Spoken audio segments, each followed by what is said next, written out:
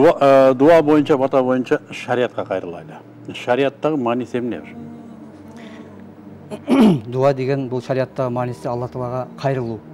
Мисалы мен жөнөкөй эле мисалдар менен түшүндүрүп берейин. Президентке же болбосо жогорку кызматта иштеген адамга кайрылган учурда анын кайрылуунун түрлөрү бар да. Мисалы деп коелу.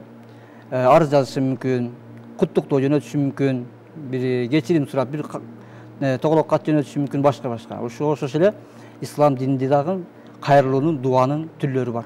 Мисалы, бир туура эмес иш кылып койгон болсо, билип билбестен отуруп Алла Таалага кайрылат. Кайрылганда ал деле дуа, истигфар деп айтылат.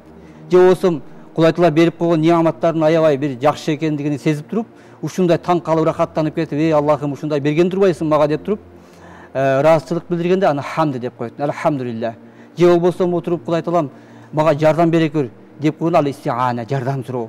Же болбосо Кудай Тааладан аябай бир чындап дуа кылган учурларда орозо айларында же болбосо башка орозо кабыл болгон баягы учурларда Кудай Тааладан сөзсүз ал дуаларды кабыл кылат.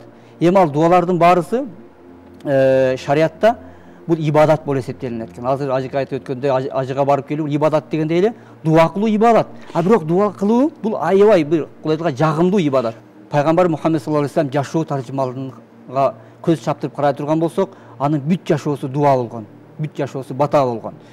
Эртең менен уйкудан ойгонгондон тарта, кечинде уйкуга жатканга чейинки бардык жашоосу дуа, бата.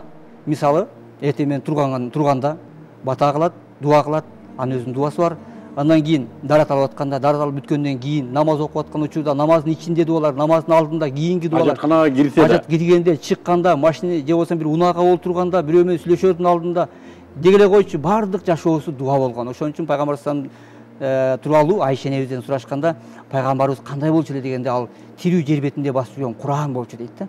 Демек, ал пайгамбарыбыз Курандын ичиндеги кылба деген, Кудай Тааланын кылба деген буйруктарын толугу менен кылбай, кыл деген нерселерин толугу менен жашоодо практика жүзүндө ашырган адам болгон. Ал биздин жалпы инсаниятка үлгү адам болгон. Мына ошол пайгамбарыбыз көрсөтүп кеткен жол жобо бул дуа болуп эсептелинет. Алла Таалага кайрылуу. Дагы барбы толуктап? Мисалы биз азыр кыргыз тилинде кээ бир китептер бар. Иш кагаздарды жүргүзүү эрежелери бар да. Анда мисалы арыз кандай жазылат, же болбосо кайрылуу кандай жазылат, ошого эле дуанын дагы жол жоболору бар. Кайсы мезгилдерде дуа кабыл болот, же болбосо кайсы мезгилдерде ушундай да. Дуанын өзөгү эмне? Дуанын өзөгү бул өзү инсандын жүрөгүнүн түпкүрүндөгү таза ыйман. Эгерде таза ыйман, ишеним болбосо, ал Алла Таалага кайрылуусу эч качан кабыл болбойт. Ал эл көрсүнгө, же өзүн жубатууга, чыныгы дуа бул ыйман.